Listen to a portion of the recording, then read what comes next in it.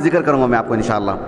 تو ویسے ہی ابن مندہ کا ہم خاندان جب پڑھتے ہیں، ان کی زندگی پڑھو عجیب، ان کے والد کی زندگی پڑھو عجیب، ان کے دادا کی زندگی پڑھو وہ بھی بڑے عالم، ان کے پردادا کی زندگی پڑھو وہ بھی بڑے عالم، ان کے فرزند وہ بھی بہت بڑے عالم دین، ان کے پوتے وہ بھی بہت بڑے عالم دین، یعنی بنو مندہ کہیے آپ، ابن مندہ تو ہے ہی لیکن میں بنو مندہ کی بات کر رہا ہوں۔ سب کے سب ایسے ہی ماشاءاللہ، ایک سے پورے معاشرتی زندگی میں ان کا اپنا علمی مقام فرد کا، اور مجموعی اعتبار سے بھی یہ خاندان بہت ہی عظیم خاندان۔ تو یہ ابن مندہ رحمہ اللہ کا جو خاندان ہے، اس سلسلے میں دیکھیے امام حاکم رحمہ اللہ ابن مندہ رحمہ اللہ کے تلامذہ میں سے ہیں، اور کم و بیش ہم عمر بھی ہیں اور ان کی تلمیذ بھی ہیں ابن مندہ کے رحمہ اللہ۔ بنو مندہ کہہ رہا ہوں میں آپ کو، بڑا خاندان نہیں ہے، اس میں مطلقاً ابن مندہ کہتے ہیں تو یہی مراد ہیں جن کی زندگی ہم آپ کے سامنے رکھ رہے ہیں۔ ان کے فرزند وہ بھی ابن مندہ، ان کے والد وہ بھی ابن مندہ، ان کے دادا وہ بھی ابن مندہ، ان کے پوتے وہ بھی ابن مندہ، لیکن علمی دنیا میں جب کہتے ہیں کہ ابن مندہ تو یہی مراد ہے۔ یہ بھی ایک شرف والی بات ہے ان کے لیے۔ تو امام حاکم رحمہ اللہ فرماتے ہیں قال شیخنا ابو علی الحافظ۔ آپ امام حاکم رحمہ اللہ کے المستدرک علی الصحیحین اٹھا کے دیکھو، آپ معلوم ہے نا المستدرک علی الصحیحین؟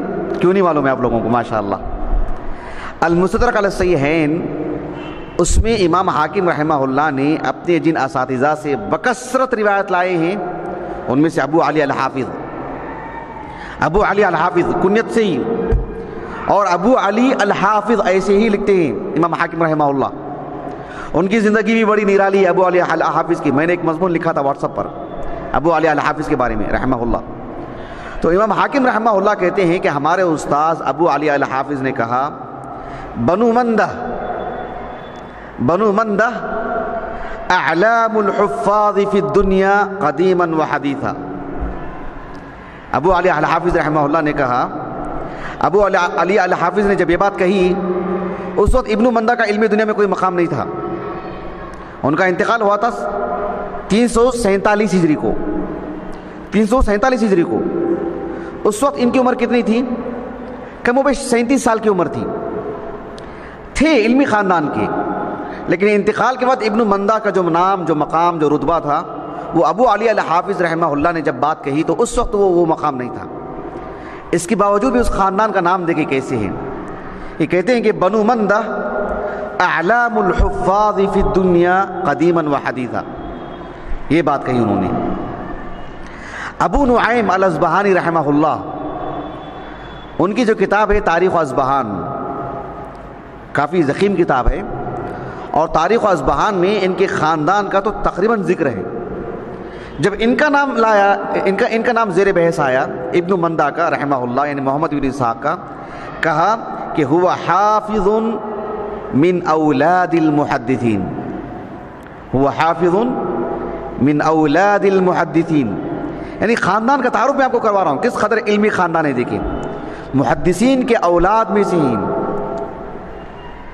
ابو العباس ابن خلیقان رحمہ اللہ، جب ان کے دادا کا ترجمہ حیات لکھا، ان کے دادا کون ہیں؟ محمد ابن اسحاق ابن محمد ابن یحییٰ۔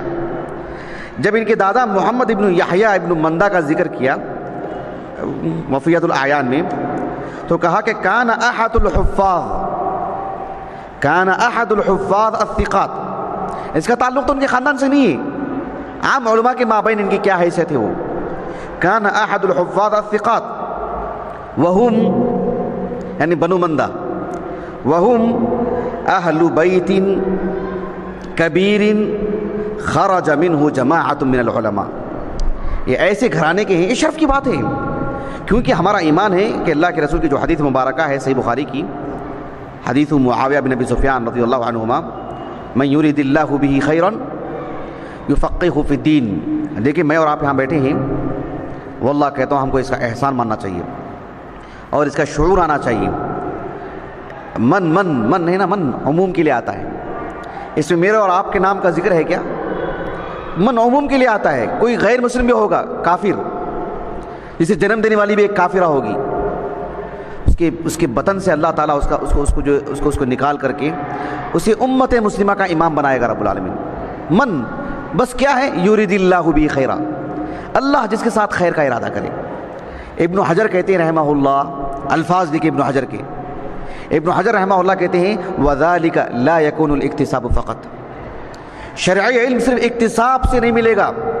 جیسے بولتے ہیں نا بہت ذہین طالب علم، پڑھنے کے زمانے میں بہت ذہین تھا، وہ ہم کہتے ہیں نا بہت ممتاز تھا، میدان عمل میں نام ہی نہیں رہتا ہے، کبھی کبھار تو حالق اللحیہ ہو جاتے ہیں، داڑھی منڈوا لیتے ہیں، ہم نے دیکھا ہے ایسے لوگوں کو، کبھی کبھار تو اسبال ازار، علماء کے صف میں آنا پسند نہیں کرتے، لیکن جب ہم کہتے ہیں کہ پڑھنے کے زمانے میں ماشاءاللہ ممتاز تھے، اول درجے کے تھے۔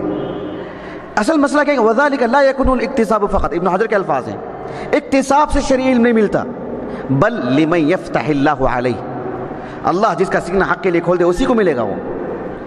ہم دیکھتے ہیں کہ ایسے لوگ ہیں کتب ستہ کے روات میں سے جن کی ماں کافرہ، ام ولد، لیکن اللہ سبحانہ وتعالی نے دنیا کا عظیم امام بنا دیتا ان کو۔ دیکھو وَهُمْ أَهْلُ بَيْتٍ كَبِيرٍ خَرَجَ مِنْهُ جَمَاعَةٌ مِنَ الْعُلَمَاء، اس خاندان کو شرف ہے کہ صرف ان کے والد عالم ہیں کر کے عالم نہیں بنے، اللہ نے انتخاب کیا ان کا بھی الگ سے، سمجھ رہے ہیں؟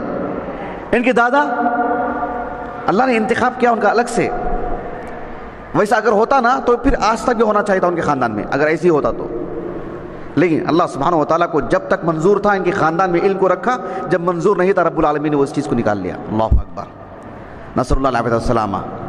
کتنے ایسے علماء ہیں آپ ان کو پڑھ کے دیکھو، نہ ان کے والد عالم نہ ان کے بچے عالم، وہ اکیلے عالم ہیں، وہ آئے دنیا میں، وہ عالم بنے، انہوں نے امت کو مفید ترین چیزیں دی اور وہ چلے گئے، ہو گئی بات۔ یہ اللہ سبحانہ وتعالیٰ کے فیصلے ہیں، یہ اللہ کے فیصلے ہیں۔ اللہ اکبر۔ بہرحال اس لیے میں آپ کو کہہ رہا ہوں کہ مجھے اور آپ کو بہت احسان مند ہونا چاہیے، رب العالمین کا شکر گزار ہونا چاہیے، کیونکہ اللہ نے میرا اور آپ کا انتخاب کیا ہے۔ لیکن دیکھیں بھرتی کے نام پہ نہیں آنا چاہیے، بہت بڑا میدان ہے یہ، بہت عظیم میدان ہے یہ، بہت شرف والا میدان ہے یہ۔ قیامت کے دن بھی سب سے بڑا مقام اللہ رب العالمین نے انبیاء کے بعد اہل ایمان میں سے علماء کو عطا کیا ہے، وہ ہمارا موضوع نہیں، لیکن میں آپ کو کبھی بتاؤں گا انشاءاللہ۔ دیکھیے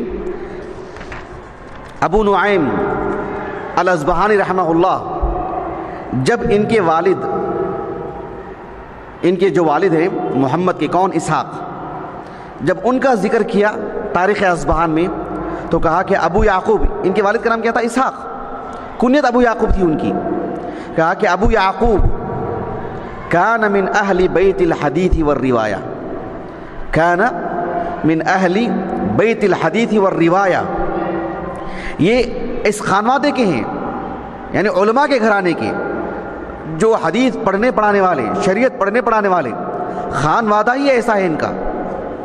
یہ باتیں بتانے کے لیے ہی میں نے ان کی شخصیت کا انتخاب کیا ہے، اس کو نمایاں کرنے کے لیے کہ ایسے بھی گھرانے ہیں دنیا کے اندر جن کو اللہ سبحانہ و تعالیٰ ایسا نوازتا ہے۔ اللہ اکبر۔ دیکھیے آپ، ایک کتاب ہے وفیات الاعیان ابن خلیقان کی رحمہ اللہ، اس میں الحافظ عبد الغافر النیسابوری، ان کے حوالے سے انہوں نے لکھا ہے کہ تاریخ نیسابور یہ شاملہ میں نہیں ہے، مطبوع ہے کیا وہ بھی میرے علم میں نہیں ہے، لیکن ابن خلیقان رحمہ اللہ نے انہوں نے اس کتاب کے حوالے سے لکھا ہے اپنی سند سے کہ ان کے جو پوتے ہیں، کس کے؟ ابن مندہ کے، ابن مندہ کے جو پوتے ہیں نا، ان سے متعلق بات چل رہی ہے کہ ابو زکریا یحییٰ ابن عبد الوہاب ابن مندہ، یعنی جو ابن مندہ ہیں، ابن مندہ کے پوتے کا ذکر چل رہا ہے جن کا نام یحییٰ ہے، جن کا نام یحییٰ، یعنی یہ جو محمد ابن اسحاق ہیں، ان کے فرزند، کئی فرزند ہیں ان کے ایک فرزند کا نام ہے عبد الوہاب، جو سب سے چھوٹے فرزند ہیں ان کے ایک فرزند ہیں جن کا نام ہے یحییٰ، ابو زکریا کنیت تھی ان کی۔ کہا کہ ابو زکریا یحییٰ ابن عبد الوہاب ابن مندہ رجل فاضل من بیت العلم والحدیث المشہور فی الدنیا، یہ بہت بڑے بڑے الفاظ ہیں، اس عظیم علمی خانوادے سے متعلق یہ باتیں کافی ہیں۔ البتہ یہ جو محمد ابن اسحاق ہیں، جن کے دادا کا نام محمد، جن کے پردادا کا نام یحییٰ، وہ دراصل سب سے بڑے عالم ہیں، یعنی پہلے عالم دین ہیں جو بڑے علماء میں شمار کیے گئے علمی دنیا کے اعتبار سے۔ پھر اس کے بعد ان کے پوتے ابن مندہ کے، جن کا نام تھا یحییٰ۔ تو میں جو بات بتانے جا رہا ہوں، ابن خلکان رحمہ اللہ نے ابن مندہ کے جو پوتے ہیں جن کا نام یحییٰ تھا، اور ان کے دادا کے دادا کا نام بھی یحییٰ، کس کے؟ ابن مندہ کے، جو بہت بڑے عالم دین ہیں اور اس خاندان کے بڑے پہلے عالم دین ہیں، اس خاندان کے بڑے پہلے عالم دین ہیں۔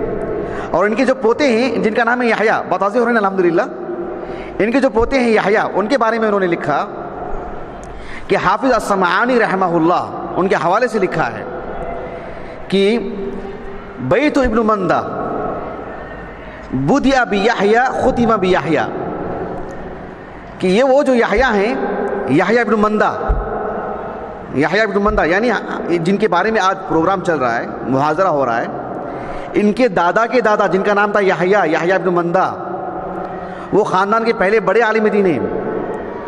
وہاں سے اس خاندان کا نام، اس خاندان کا مقام، اس خاندان کو جو بیت اہل الحدیث، بیت الروایہ، جو اس خاندان کو نام پڑا، انہی سے شروع ہوتا ہے۔ اور یہ جو ابن مندہ ہیں، ان کے پوتے جن کا نام تھا یحییٰ، کہا کہ ختم بیحییٰ۔ لیکن وہ جو یحییٰ ہیں ان کے بھی ایک آدھ فرزندان تھے جن کے جو بھی وہ بھی جو اہل علم میں سے شمار ہوتے ہیں، لیکن ایک بڑی شخصیت اس خاندان کی وہ ان کے پوتے تھے جن کا نام تھا یحییٰ۔ یہ اس موضوع سے متعلق ایک بات، یہ جو خاندان ہے، اس خاندان سے متعلق علماء نے اپنے تاثرات کا اظہار کیا ہے، جو میں نے آپ کے سامنے رکھا ہے کہ کس قدر عظیم خانوادہ ہے علم کا، کتنی بڑی تعداد میں علماء ہیں، کیونکہ وہ دور تھا جس میں لوگ شریعت کے علم حاصل کرنے والے کو دنیا کا سب سے بڑا مقام دیتے تھے، سمجھتے تھے، اور اسی کی ہیبت ہوتی تھی۔ اور علماء وہ بہت ہی باوقار ہوتے تھے اور بہت ہی عفیف ہوتے تھے۔ عفیف کا مطلب یہ ہوتا ہے کہ علم کو اپنے معاش کا ذریعہ نہیں سمجھتے تھے، اللہ کے دین کے لیے اپنی زندگی کو وقف کر دیتے تھے۔ تو اس دور میں چاہے خیر القرون کا دور ہو، وہ تو ہے ہی، اب میں جو بات بتانے جا رہا ہوں بہت بڑی بات بتا رہا ہوں کہ خیر القرون کا دور لے لیجئے آپ، اس کے بعد اگر آپ دیکھیں گے کہ چوتھی، پانچویں، چھٹویں، ساتویں، ان سب کے علماء کی زندگی کو پڑھ کر کے دیکھیں آپ کہ سب سے بڑا مقام پورے معاشرے میں علماء کا، گھر میں بیٹھ کر کے بھی پیٹھ پیچھے بھی علماء سے متعلق گفتگو کرنے کی جرت نہیں ہوتی تھی۔ علماء بھی ویسے تھے، علماء کا مقام ویسا بنا الحمدللہ۔ آج کہیں کچھ قصور ہے تو اس کے کہیں نہ کہیں ہم بھی ذمہ دار ہیں۔ میں یہ بات کیوں بتا رہا ہوں؟ آج ہمارے اس ہندوستان ہی کے تناظر میں دیکھ لیجئے آپ، میں بہت یقین سے کہہ سکتا ہوں کہ جو ہے انشاءاللہ اگر آپ حکومت سعودیہ میں جو علماء ہیں وہاں دیکھیں آپ، علماء کا جو مقام، جو مرتبہ، ان کی جو ہیبت ہے، اس میں کہیں نہ کہیں علماء کا بھی دخل ہے، ان کے اپنے اخلاق، ان کا اپنا علم اور جو ہے دیگر چیزیں ہمارے موضوع سے خارج ہیں۔ لیکن ہمارے پاس یہاں پر یعنی جو ہماری ایک شبیہ بگڑی ہوئی ہے، ہم دیکھتے ہیں کہ جو ہے بڑی تعداد میں لوگ علماء نہیں بناتے، اپنے بچوں کو نہیں ڈالتے مدرسوں میں۔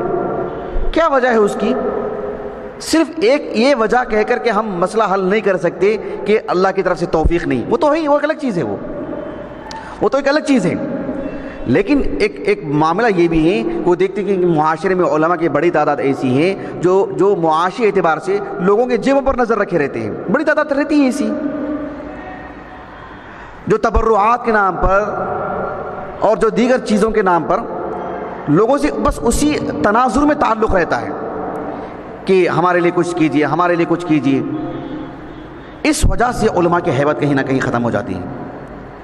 یہ بات اتنی کڑوی ہے، میں میرے منہ پہ بولوں یا میں آپ کے سامنے بولوں، بہت کڑوی بات ہے، لیکن ان وجوہات کی بنا پر کہیں نہ کہیں ہمارا مقام گرتا ہے، اور کہیں نہ کہیں ہم اس استعداد اور اس محنت کے ذریعے سے اور جو لگاؤ شرعی علم کے ساتھ صبح و شام ہونا چاہیے وہ نہیں ہوتا ہے۔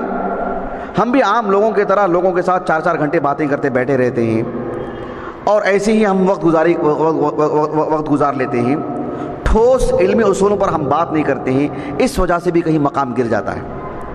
اب یہ میں باب الخبر یہ بات نہیں دے رہا ہوں، میں باب النصح بتا رہا ہوں کہ میرے اور آپ کے لیے ہم ایک لاہ عمل ہونا چاہیے، ہمارے آنکھیں کھلنا چاہیے۔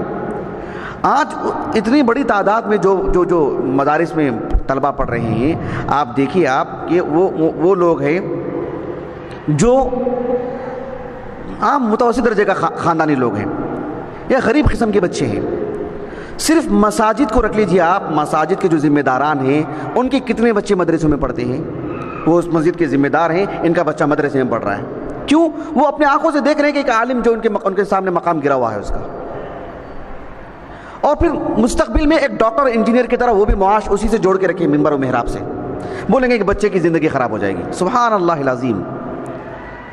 بات صرف یہ کہہ کر کے ہم ہلکا نہیں کر سکتے کہ ان کو توفیق نہیں ملی، وہ ایک الگ چیز ہے، لیکن میں ظاہری اسباب بتا رہا ہوں آپ کو کہ کتنے مسجد کے ذمہ داران ہیں جن کے بچے مدرسوں میں پڑھتے ہیں، کتنے مدرسوں کے ذمہ داران ہیں جن کے بچے مدرسوں میں پڑھتے ہیں، کتنے معاشرے کے بڑے لوگ ہیں جن کے بچے مدرسوں میں پڑھتے ہیں، کیونکہ وہ دیکھ رہے ہیں کہ ماہانہ ہم ان کو دے رہے ہیں، ہر مہینہ یہ لوگ ہمارے پاس آتے ہیں، ہم لیتے ہیں، ہمارے بچے سبحان اللہ العظیم، یعنی ان کے بچوں کو یہ اس تناظر میں نہیں بنا پا رہے ہیں، کہیں نہ کہیں محروم ہو رہے ہیں، لیکن ہماری اس جو تصویر جو ان کے سامنے ہے یہ بھی ایک بہت بڑا سبب ان کے لیے بنی ہے۔ لیکن خیر القرون میں اٹھا کے دیکھیں آپ، جو عفاف ان کے اندر تھا، جو قناعت ان کے اندر تھی، جو کفایت شعاری ان کے اندر تھی، جو اللہ سبحانہ و تعالیٰ نے جو عطا کیا اس پر بس کر کے صبح و شام شریعت کے لیے جو لگے تھے، اس وجہ سے اتنا بڑا مقام ان کا تھا، اتنی ہیبت تھی ان کی۔ یہ اہل علم نے ان کے خاندان سے اس لیے بھی بہت بہت اثر لیا ہے۔ ایسا نہیں کہ جو ان کے خاندان میں اتنے علماء ہیں، مطلب شرف سمجھتے تھے کہ ان کے خاندان میں اتنے علماء ہیں، یہ بھی عالم ہیں، یہ بھی عالم ہیں، یہ بھی عالم ہیں۔ یہ بہت بہت بڑا المیہ ہے۔ ہمارے اس دور میں ہم دیکھتے ہیں کہ خاندان میں ایک عالم ہوتا ہے، لوگ اس کی بھی قدر نہیں کرتے، جہاں خاندان میں بڑی تعداد میں علماء ہیں تو اس کو بھی ہلکا لے لیتے ہیں۔ یہ اس دور کا سمجھ لیجیے کہ ایک محرومی ہے نعوذ باللہ گھرانوں کی۔ شرف سمجھنا چاہیے، ایک ہمارے سر کا تاج سمجھنا چاہیے، ان کے جوتے اور چپل سیدھے کرنے چاہیے، اس لیے کہ اس خاندان کو اللہ تعالیٰ نے ایک وہ انسان عطا فرمایا ہے جس کے سینے میں اللہ کا کلام ہے، جس کے سینے میں اللہ کی شریعت ہے۔ البتہ مجھے اور آپ کو اس بات کی کوشش کرنی چاہیے کہ سب سے زیادہ بھرم احترام ہم کو کرنا چاہیے اس علم کا، ہم اپنے مقام کو جانیں۔ تو دیکھیے حافظ امام ابو عبداللہ الذہبی رحمہ اللہ سیر اعلام النبلاء میں لکھتے ہیں، وقد افردت، یہ جو جلد نمبر 17 ہے، صفحہ نمبر 32-33 سے اٹھا کے دیکھ لیجئے، بہت طویل لکھا ہے ان کا ترجمہ حیات۔ وقد افردت تألیفا بابن مندہ و اقاربی، ابن مندہ اور ان کا جو اقربا ہیں، ان کا جو خانوادہ ہے، ان کا جو گھرانہ ہے، کہا کہ اس پر مستقل تصنیف کی امام ذہبی نے رحمہ اللہ۔ وہ فی الحال ہمارے علم میں نہیں ہے، اس کتاب کے جو محقق ہیں انہوں نے بھی تعلیقاً ایسی کوئی بات نہیں لکھی ہے کہ وہ رسالہ ہے یا نہیں۔ بہرحال میرے علم میں تو وہ رسالہ نہیں ہے، لیکن کہا کہ وقد افردت تألیفا بابن مندہ و اقاربی۔ اس کے بعد لکھتے ہیں وما علمت، یہ کہنے والے کون ہیں وہ دیکھو آپ کون ہیں، امام ذہبی کہہ رہے ہیں وما علمت بیتا فی الرواۃ مثل بیت بنی مندہ۔ بہت بڑی بات ہے ماشاءاللہ۔ وما علمت بیتا فی الرواۃ مثل بیت بنی مندہ بقیت الروایت فیہم من خلافت المعتصم وإلی بعد 30 و 600۔ 3 صدیوں تک ان کے خانوادے میں علم رہا، ان کے خاندان میں علماء رہے 3 صدیوں تک، 3 صدیوں تک، یعنی باپ بیٹا پوتا نہیں، 3 صدیوں تک۔ اور اس میں کتنے افراد اس خاندان کے اندر، کتنے لوگ اس گھرانے کے اندر اللہ سبحانہ و تعالیٰ نے ایسا شرف عطا فرمایا۔ دراصل بات یہ ہے کہ علمی جو خانوادے ہوتے ہیں، علمی جو گھرانے ہوتے ہیں، وہ نصیب کی بات ہے حقیقت میں۔ اور خیر القرون میں دیکھیں گے تو ایسے خاندان کی بڑی عزت رہی ہے، بڑا مقام رہا ہے۔ تو یہ جو خانوادہ ہے اس کو رکھ کر کے میں ایک بات یہ بتانا چاہ رہا ہوں آپ کو کہ جو ہم روایتوں میں جو پڑھتے ہیں نا کہ ایک پوتا اپنے باپ سے اور وہ اپنے والد سے، یعنی ایک شخص اپنے والد سے اور وہ اپنے والد سے، عن ابیہ عن جدہ، ایسے جو روایات آتے ہیں آپ کو معلوم ہے نا اصح الاسانید، مستقل ایک بحث ہے وہ اصح الاسانید، اصح الاسانید والی جو اسانید آتی ہیں ابو ہریرہ سے کون سی سب سے زیادہ صحیح سند ہے رضی اللہ عنہ، عبداللہ بن عمر سے کون سی سب سے زیادہ صحیح سند ہے. اس طرح کی مستقل یعنی مباحث ملتے ہیں احادیث کی کتابوں میں. ایک بات یہاں پر میں آپ کو بتانا چاہ رہا ہوں کہ فتح الباری میں ابن حجر رحمہ اللہ نے لکھا، یہ بات بہت پہلے میں نے جو ہے لکھ رکھا تھا اپنی ایک کتاب میں. دیکھیے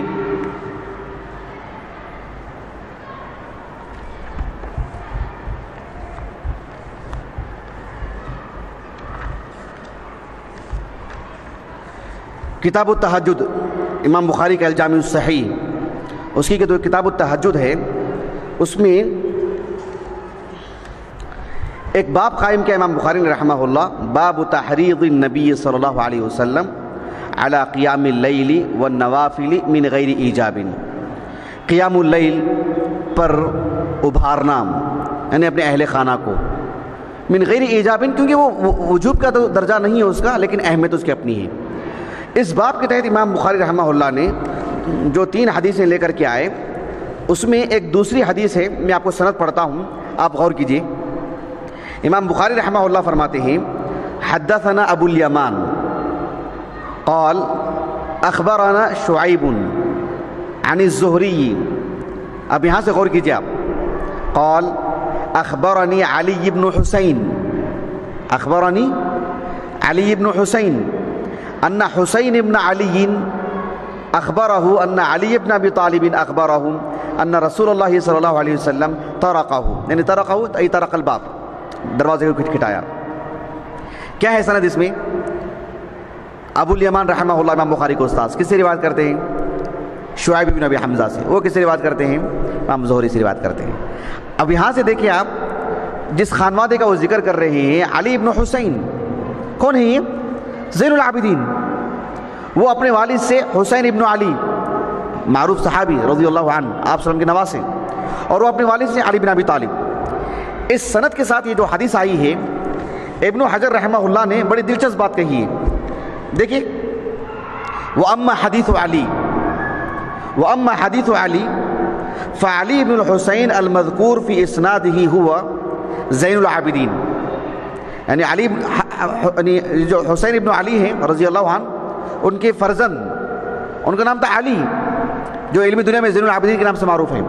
ان کے فرزند محمد جو الباقر، ان کے فرزند جعفر الصادق. تو کہا کہ اس سند میں جو علی بن حسین ہیں وہ زین العابدین ہیں. وہذا، یہ قابل غور بات ہے، وہذا من اصح الاسانید، وہذا من اصح الاسانید ومن اشرف التراجم الواردہ فی من روا عن ابیہ عن جدہ، فی من روی عن ابیہ عن جدہ. یعنی ابو ہریرہ سے ایک سند ملتی ہے تو کون سی سند سب سے اصح الاسانید ہے؟ ابن عمر سے کون سی؟ ویسے میں اگر عن ابیہ عن جدہ والی اگر کوئی روایت آتی ہے اس میں اصح الاسانید اور اشرف التراجم کون سی ہے؟ کہا کہ یہی.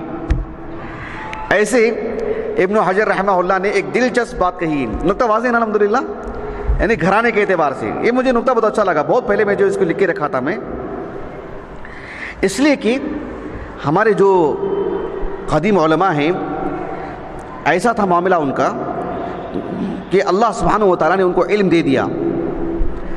خیر القرون میں معاملہ ایسا تھا، اب کتب ستہ کے روات ہیں نا کتنے ہیں، دیکھو آپ کتنی بڑی تعداد میں علماء ہیں، اور جن کے نام نہیں ہیں کتب ستہ میں کیا وہی اتنے ہی علماء ہیں؟ کتنی بڑی مقدار میں. یعنی ہر کوئی چاہتا تھا کہ میرا بچہ حافظ قرآن بنے، عالم دین بنے، کچھ تو علماء کی صحبت میں رہے، مانا جانا تاجر ہو لیکن علماء کی صحبت میں رہے. یہ عام انداز تھا اس دور کا. ایسے میں جو عالم ہوتے تھے وہ بہت کم ایسی مثال ملے گی آپ کو جو ایک مانے جانے عالم ہو اور خیر القرون میں یا اس کے بعد کے ادوار میں اپنے بچوں کو شرعی علم سے مالا مال نہ کرتے ہوں. بہت کم مثالیں ملیں گی ایسی. میں کہہ رہا ہوں آپ کو من یرد اللہ بہ خیرا یفقہہ فی الدین، اسی تناظر میں کہ باپ نے محنت کی، بچہ ہاتھ سے نکل چکا ہے. ہاتھ سے نکل چکا ہے کا معنی کیا ہے؟ فاسد ہو چکا ہے، بد اخلاق ہو چکا ہے، بد کردار. اس معنی میں نہیں، شرعی علم میں ایک عالم دین نہیں بن سکے، شرعی علم حاصل نہیں کر سکے، یہ معنی. لیکن ماں باپ خدمت کرتے، ماں باپ بہت ہی امید لگائے رکھتے تھے اور بہت ہی کام کرتے تھے ان پر، یہ تو تھا. آپ کو ایسے تو مثالیں بہت ملیں گی آپ کو. اب دیکھیں میں آپ کو جو بتانا چاہ رہا ہوں امام احمد بن حنبل رحمہ اللہ امام اہل سنہ والجماعہ، ان کے بارے میں یہ جو کتاب ہے اس کو ضرور پڑھیے گا، دیکھنے میں چھوٹی کتاب ہے، یہ جتنی چھوٹی کتاب ہے نا، آدھی کتاب تو تحقیق اور اس کے مخطوطات کہاں سے ملا کیا ملا وہیں میں چلے گئی پوری کتاب، پھر مصنف کا ترجمہ حیات، پوری کتاب مل کر کے اگر فہرست سب نکال دیں گے، دیکھیے میں آپ کو بتاتا ہوں، فہرست سب نکال دیں گے تو صرف اتنی ہی کتاب ہے، سمجھ رہے، اتنی ہی کتاب ہے۔ اس کتاب کا نام ہے خصائص مسند الامام احمد بن حنبل، اتنا چھوٹا سا رسالہ ہے، کتابچہ ہے، جیب سائز ہے، لیکن اتنی معلومات مسند احمد سے متعلق ہیں، اللہ اکبر۔ اگر آج مسند احمد پر لکھے ہوئے جتنے بھی رسالے اٹھا لیجیے آپ، اس کتاب کا صرف حوالہ نہیں بکثرت حوالے ملیں گے آپ کو۔ شیخ البانی رحمہ اللہ نے الذب الاحمد میں جو مسند احمد سے متعلق جو غلط فہمیاں تھیں اور اس کا جو تفصیلی دراسہ کیا شیخ البانی رحمہ اللہ نے، اس کتاب کا جگہ جگہ حوالہ دیا، چھوٹا رسالہ ہے۔ آپ جو ہے یعنی ایک تھوڑی سی فنی چیزیں ہیں، لیکن آپ بہت کم وقت میں پڑھ لیں گے آپ یہ رسالہ، لیکن کتنا معلومات ہے آپ کو اندازہ لگے گا آپ کو۔ اس میں آپ نے ایک بات یہ لکھی ہے کہ امام احمد بن حنبل رحمہ اللہ، معلوم ہے نا آپ کو 164 ہجری میں آپ کی ولادت ہوئی، نہیں معلوم ہے، اسے مراد میں جو نقطہ بتانا چاہ رہا ہوں وہ 164 ہجری میں آپ کی ولادت ہوئی، آپ تقریباً 200 ہجری کے آس پاس تک کتنی عمر رہی ہوگی اس وقت آپ کی؟ کم و بیش 35 سال 36 سال کی عمر رہی ہوگی۔ اس وقت امام احمد بن حنبل رحمہ اللہ نے جو سفر کیا علم کے لیے، مختلف علاقوں میں گئے، کافی علاقوں میں گیا، رحلات کا دور، یہ سب سفر کرنے کے بعد تقریباً 200 ہجری کے بعد سے آپ پر پابندیاں لگ گئی، تقریباً 205 206 ہجری کے آس پاس کے بعد آپ پر پابندیاں لگ گئیں، آپ بغداد سے باہر نہیں جا سکتے تھے، قید خانے میں ڈال دیا گیا آپ کو، وہاں بھی آپ کے لیے پابندیاں تھیں، وہاں کا بھی کوئی فرد آپ سے ملنے کے لیے نہیں آ سکتا تھا، آپ سے پڑھنے کے لیے نہیں آ سکتا تھا۔ اسی لیے ابن حجر رحمہ اللہ فرماتے ہیں کہ امام احمد بن حنبل رحمہ اللہ سے صحیح بخاری میں کوئی روایت نہیں ہے، امام بخاری نے کوئی روایت نہیں لائے ہیں سوائے ایک جگہ پر کتاب النکاح میں، اور اس میں بھی کہا کہ قال لنا احمد بن حنبل، اس تعبیر کے ساتھ بما بالمذاکرہ، مذاکرے کے تحت، اور ایک اور مقام پر لے کر آئے ہیں، اس میں امام بخاری رحمہ اللہ نے ایک واسطے سے روایت لائے ہیں احمد بن حنبل سے، ایک واسطے سے۔ یہ بات کیوں ہے؟ یہ بات اس لیے ہے کہ ابن حجر رحمہ اللہ نے کہا کہ امام بخاری رحمہ اللہ جب سب سے پہلے پڑھنے کے لیے گئے ان علاقوں میں، تو امام احمد بن حنبل رحمہ اللہ کے بیشتر اساتذہ کو پا لیا تھا۔ کون؟ امام بخاری۔ امام احمد بن حنبل کے جو اساتذہ تھے ان سے امام بخاری نے پڑھ لیا، تو امام احمد بن حنبل سے روایت لینے کا موقع نہیں مل سکا، مطلب روایت لانے کا موقع نہیں مل سکا۔ جب دوسری مرتبہ گئے تو آپ قید خانے میں تھے، پڑھ نہیں پائے آپ سے، اس وجہ سے علی بن المدینی جو امام احمد بن حنبل کے استاذ ہیں ان سے روایت بہت ملتے ہیں، لیکن احمد بن حنبل سے نہیں ملتے ہیں۔ اچھا، میں کیا کہنا چاہ رہا ہوں اس موضوع کے تحت کہ امام احمد بن حنبل رحمہ اللہ جب مامون کا انتقال ہوا اور امام احمد بن حنبل رحمہ اللہ پر جو ہے متوکل کا دور آیا، اور متوکل کے دور کے بعد معتصم کا دور آیا، اس کے بعد جب متوکل کا دور آیا جہاں آپ کے لیے آسانیاں پیش آئیں، سب کچھ ہوا، تب امام احمد بن حنبل رحمہ اللہ نے جو زندگی بھر کی جو آپ کی محنت تھی، علمی محنت، زندگی بھر کی جو علمی محنت، ایک ہوتا نا ایک باپ پیسے کما کے بوڑھا ہو جاتا ہے، اسے عیش کرنے کا موقع نہیں ملتا، اسے جو ہے ٹھنڈی راحت نہیں ملتی، اس کو بچوں کے لیے کما کے بوڑھا ہو جاتا ہے، پھر جا کر کے بچوں کو صرف تقسیم کر دیتا ہے، وہ اپنے لیے کھانے کے لائق نہیں رہتا ہے دنیاوی اعتبار سے۔ امام اہل سنہ احمد بن حنبل رحمہ اللہ جو رحلات کے ذریعے سے اساتذہ سے پڑھ کر کے اور جو ہے سب جھیل کر کے آپ نے جو مسند احمد ترتیب دیا آپ نے، وہ سب سے پہلے اپنے بچوں کو سنایا، آپ نے اپنے گھر والوں کو سنایا آپ نے۔ امام احمد بن حنبل رحمہ اللہ نے یعنی ان کے بھتیجے کو، ان کے سارے بچوں کو، ان کی بیوی کو، سب کو بٹھا کر کے مسند احمد، یعنی یہ رسالہ نہیں کہہ رہا ہوں میں آپ کو، مسند احمد جس میں مکرر روایات کو اگر ملا لیں گے تو 40,000 روایتیں آپ نے اپنے گھر والوں کو، جو ٹھوس عقل کے تھے، ان کے فرزندان لینے کے قابل تھے، اچھے خاصے تھے، ان کے سامنے سب سے پہلے اپنی زندگی کا سرمایہ دیا ان کو کہ سب سے پہلے آپ، پھر امت مسلمہ، یہ ایسی مثالیں بہت ملیں گی آپ کو. ایک روایت آتی ہے، یہ دیکھیں آپ، تفسیر طبری.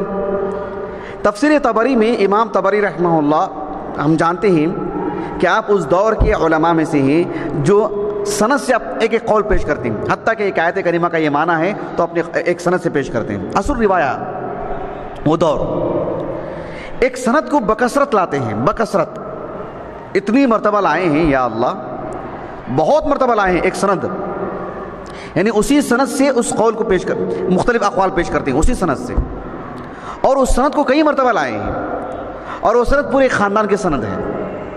وہ سند کیا ہے؟ پورے خاندان کے سند ہے. دیکھیں یہاں پر میں آپ کو دکھاتا ہوں.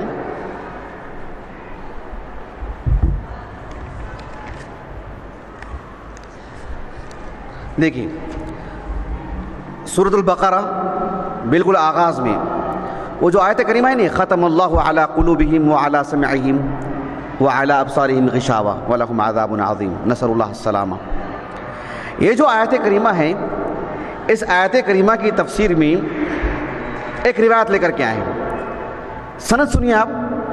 امام طبری رحمہ اللہ کہتے ہیں قال حدثنی محمد بن سعد، قال حدثنی محمد بن سعد قال حدثني أبي قال حدثني عمي الحسين ابن الحسن عن أبيه عن جده عن ابن عباس ختم الله على قلوبهم وعلى سمعهم والغشاوة على أبصارهم. نہیں اس کا معنی انہوں نے ایسے بیان کیا. سند کیا ہے؟ قال حدثني محمد بن سعد.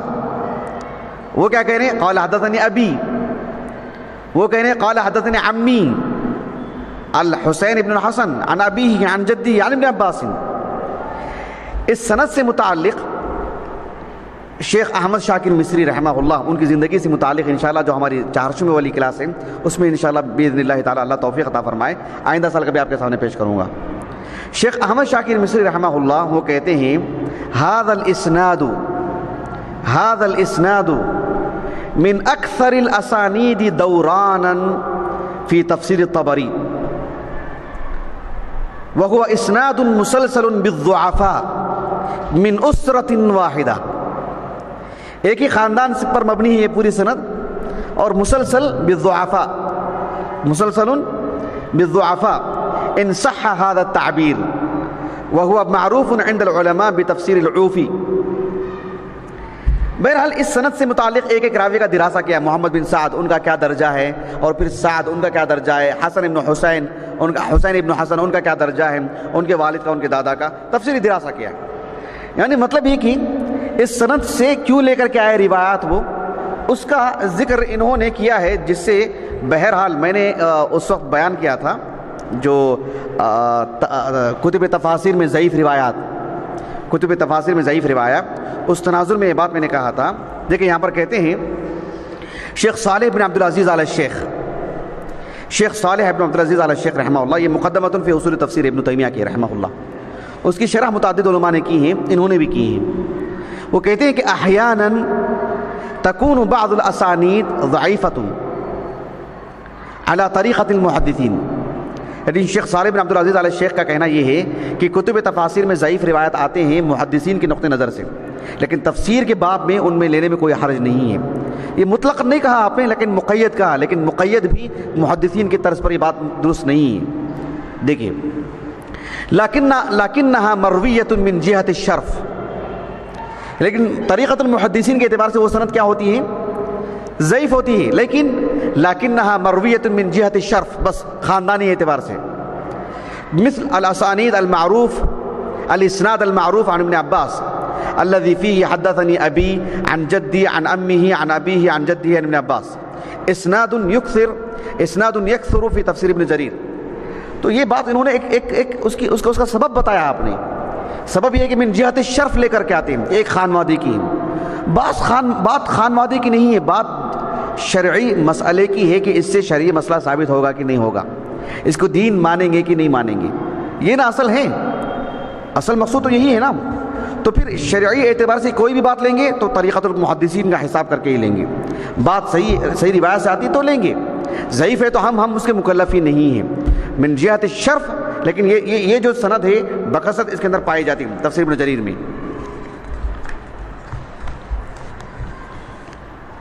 آخری بات اس موضوع سے متعلق وہ یہ ہے کہ میں نے ابن مندہ رحمہ اللہ کی زندگی کا جو انتخاب کیا ہے بنیادی طور پر یہ بات بتانے کے لیے ہے کہ کس قدر عظیم خانوادے کے آپ فرد ہیں۔ یہ ایک بنیادی بات تھی، اسی وجہ سے اس شخصیت کا انتخاب کرنے کا دل میں خیال آیا باذن اللہ تعالی۔ لیکن اتنی ساری باتیں جو میں نے آپ کے سامنے رکھی ہیں کہ بڑے خاندان، جو علمی خاندان کا مقام مرتبہ کیا ہوتا ہے، کتنے شرف والی بات ہے۔ میں نے ایک مضمون لکھا تھا واٹس ایپ پر، اور اس میں میں نے عنوان باندھا تھا کہ جو ہے کیا عنوان تھا اس کا؟ قابل فخر نہیں قابل شکر خاندان، قابل رشک خاندان، احسنتم، قابل رشک خاندان، قابل رشک خاندان۔ اس میں نے یہی بات لکھنے کی کوشش کی کہ جس خاندان میں ایک عالم بھی آ جائے وہ قابل رشک خاندان ہے، اور جس خاندان میں علماء ہو اس کی ایک بات ابن عثیمین رحمہ اللہ فرماتے ہیں کہ سورۃ السبا میں اللہ سبحانہ و تعالیٰ نے داؤد علیہ السلام وَلَقَدْ آتَيْنَا دَاوُودَ مِنَّا فَضْلًا، داؤد علیہ السلام کو اللہ تعالیٰ نے کچھ فضیلتیں عطا فرمائیں، کچھ مقام دیا، اور سب سے بڑا مقام یہ کہ ان کو نبوت ملی، علم ملا۔ لیکن اللہ تعالیٰ نے کیا فرمایا؟ اعملوا آل داؤد شکرا۔ اعمل کہنا چاہیے نا، اعمل کہنا چاہیے نا، ان اعمل سابغات، صیغہ واحد ہے نا، ان اعمل سابغات، وقدر صیغہ امر ہے نا، وقدر۔ جب داؤد علیہ السلام سے خطاب کیا گیا کہ آپ کو یہ اور یہ فضیلت دی گئی تو صیغہ امر اور واحد کا صیغہ، لیکن جب شکرانے کی بات آئی تو کہا کہ اعملوا آل داؤد شکرا، صیغۃ الجمع۔ ابن عثیمین رحمہ اللہ کہتے ہیں کہ علم کی دولت سے جو اللہ نے ان کو نوازا ہے، اس خاندان کو، اللہ نے کہا کہ جب شکر کا معاملہ آیا تو کہا کہ پورے خاندان والے مل کے اللہ کا شکر ادا کریں، اعملوا آل داؤد شکرا، کیوں تمہارے خاندان میں اللہ نے یہ شرف عطا فرمایا ہے۔ سبحان اللہ، خاندان والوں کو یہ چیز نصیب ہونا، کھانا ملتا ہے اس پر اللہ کا شکر ادا کرنا چاہیے۔ یہ جو نعمت ملی ہے، ایک فرد ہے ان کے خاندان میں عالم، وہ اس کا بھی احساس ہونا چاہیے خاندان والوں کو۔ تو میں کہنا چاہ رہا ہوں آپ کو، ایک شرف والی بات ہے ضرور، لیکن صرف علمی خاندان کا ایک فرد ہو جانا اصل نہیں ہے، اللہ تعالیٰ کا انتخاب اس فرد کو کرنا وہ بھی بڑا اہم ہے کہ اللہ نے اس فرد کا بھی انتخاب کیا ہے۔ ورنہ آپ دیکھو، ایک بات میں آپ کو بتاتا ہوں کہ تہذیب الکمال فی اسماء الرجال میں ایک راوی ہیں، علماء بصرہ میں شمار ہوتا ہے ان کا، مسلم ابن ابراہیم۔ صحیحین میں بکثرت جو ہے شیخین کے رجال میں سے بکثرت نام آتا ہے ان کا، مسلم ابن ابراہیم۔ امام بخاری رحمہ اللہ تو بکثرت روایت لائے ان سے۔ مسلم ابن ابراہیم کا انتقال 222 ہجری ہے، علماء بصرہ میں سے ہیں۔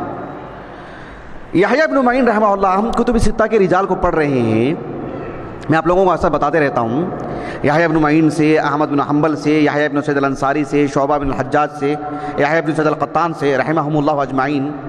یعنی ایک موازنہ کیا جاتا نا، وہ آپ کے نزدیک زیادہ بہتر ہیں کہ وہ زیادہ بہتر ہیں، ایسی بات آتی ہے نا۔ ویسے میں یحییٰ ابن معین رحمہ اللہ سے مسلم ابن ابراہیم اور ایک اور راوی ہیں معاذ ابن ہشام، یہ بھی جو ہے مطلب شیخین کے رجال میں سے ہیں، کہا کہ یہ تمہارے نزدیک اثبت ہیں کہ یہ اثبت ہیں۔ تو یحییٰ ابن معین رحمہ اللہ نے ایک بات کہی، بھلے ہی یہ بات قاعدہ کلیہ نہیں ہے، لیکن جس پس منظر میں آپ نے بات کہی ہے سوچنے کے لیے بڑی اہم چیز ہے۔ یحییٰ ابن معین رحمہ اللہ کہتے ہیں لا اجعل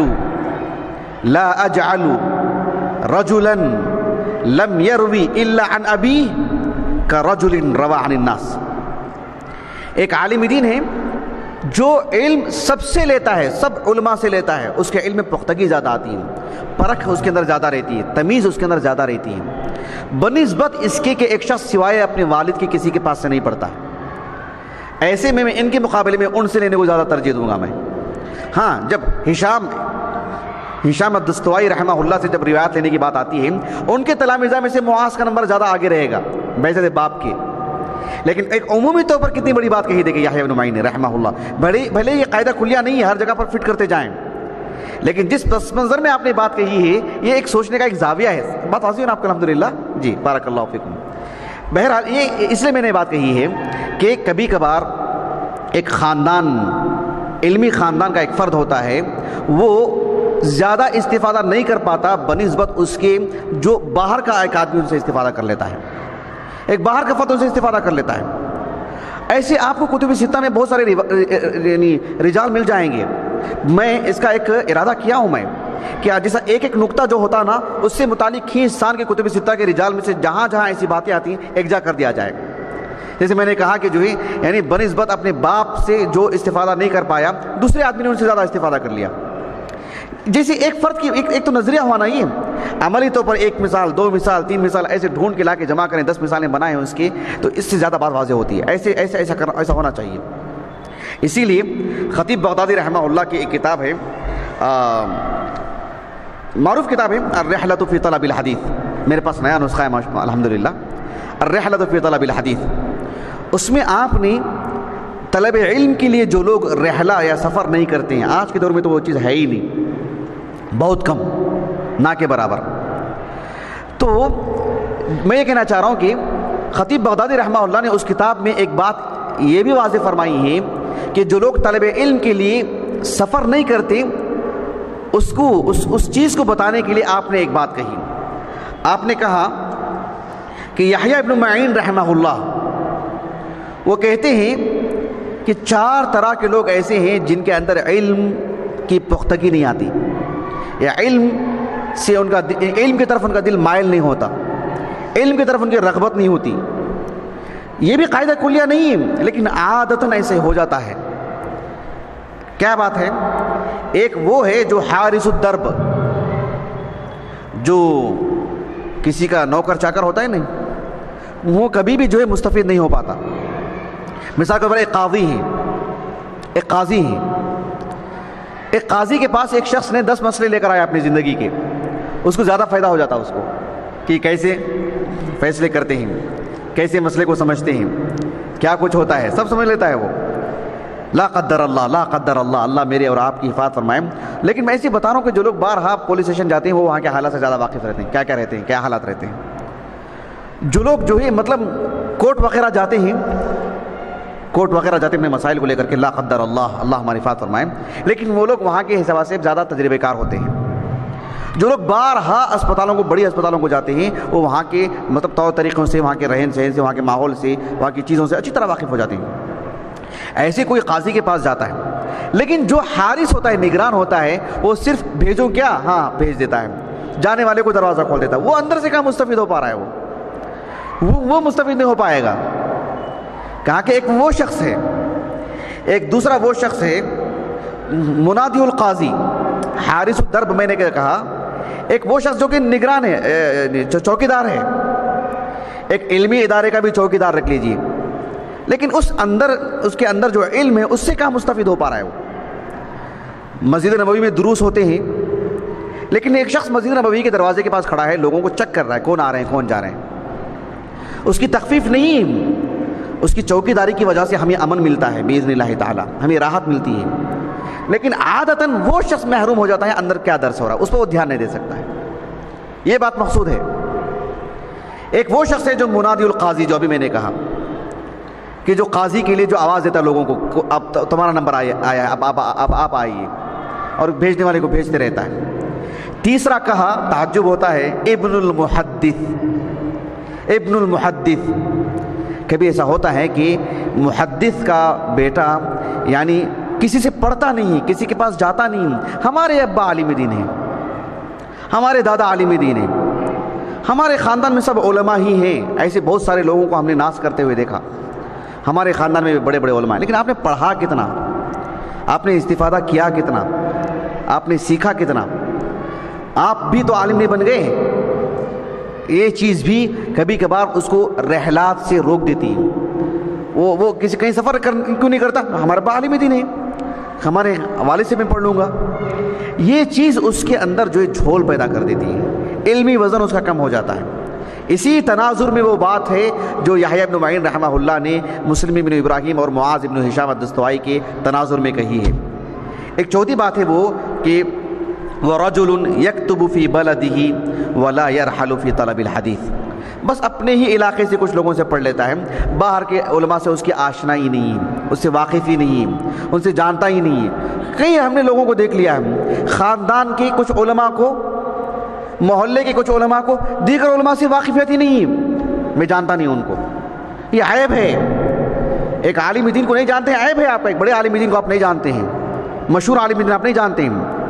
ایک قضیہ ہے، آپ جانتے ہیں حافظ ابن حجر رحمہ اللہ، تھوڑی سی حدت شدت تھی آپ میں، ساتھ میں آپ نے امام ابو عیسیٰ ترمذی رحمہ اللہ سے متعلق کہا کہ یعنی لا عارف، میں نہیں جانتا ان کو۔ بات واضح ہوگی آپ کو۔ یہ اور بات ہے کہ یہ بات قرین صحت نہیں ہے، اس پر مستقل رسالہ آیا ہے، میرے پاس موجود ہے پی ڈی ایف شکل میں، آپ چاہیں تو لے لیں۔ اس میں بات یہ ہے کہ امام حافظ ابن حزم رحمہ اللہ نے ابو عیسیٰ ترمذی رحمہ اللہ سے واقف تھے، آپ کی سنن سے واقف تھے، آپ کو ثقہ کہا ہے، آپ سے روایت لائے ہیں سنن سے، لیکن آپ نے جو کہا کہ لا عارف، یہ ایک ایسا قول ہے جو کہ آپ پر افتراء ہے، ایک جھوٹ ہے آپ پر۔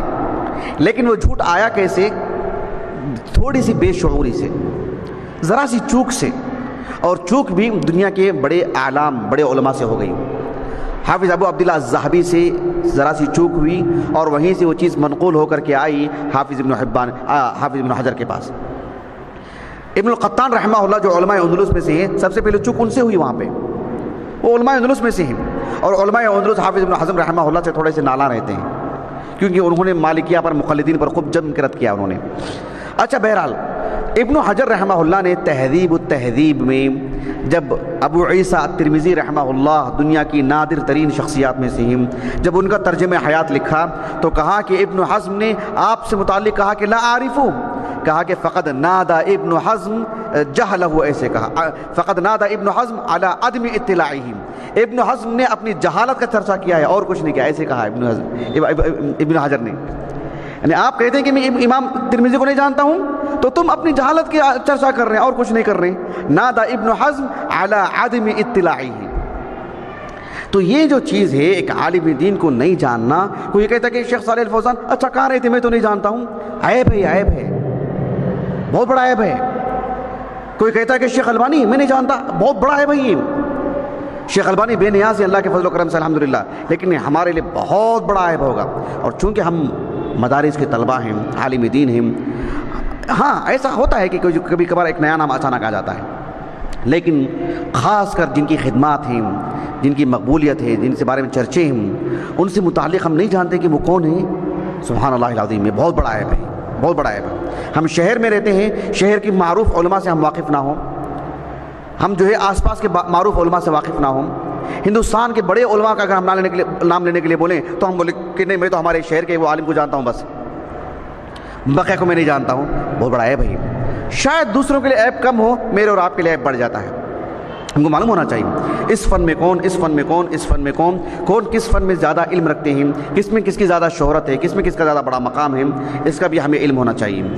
یہ جو ایک کتاب ہے میرے پاس کہ ابو القاسم ابن قطب بغاقی، قاسم ابن قطب بغاقی رحمہ اللہ، ابو العدل، کہ من روا عن ابیہ عن جدہ، کتاب کا نام ہی من روا عن ابیہ عن جدہ، یعنی پوری جو روایات کی جو کتابیں ہیں، پوری کتب حدیثیہ سے جہاں جہاں یہ بات ہے کہ عن ابیہ عن جدہ، سب کو ایکجا کیا ہے۔